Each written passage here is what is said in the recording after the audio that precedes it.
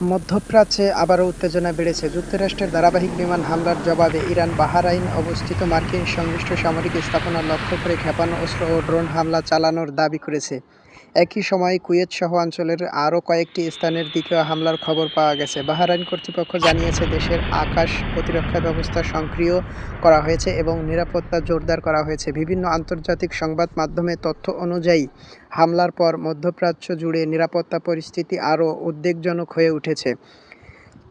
এদিকে যুক্তরাষ্ট্র জানিয়েছে, ইরানের সামরিক সক্ষমতা লক্ষ্য করে তাদের অভিযান অব্যাহত থাকবে। অন্যদিকে ইরান বলেছে, তাদের ওপর হামলা বন্ধ না হলে কঠোর জবাব দেওয়া হবে। এই পাল্টাপাল্টি অবস্থানের কারণে পুরো অঞ্চল বড় ধরনের সংঘাতের আশঙ্কা তৈরি হয়েছে।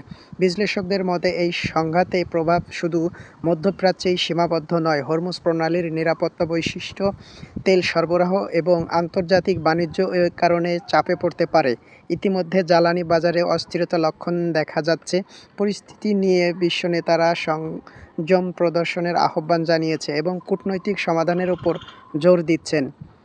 এখন সবার নজর আগামী কয়েক দিনেই উত্তেজনা কমবে নাকি বিকৃতি সংঘাতে রূপ নেবে।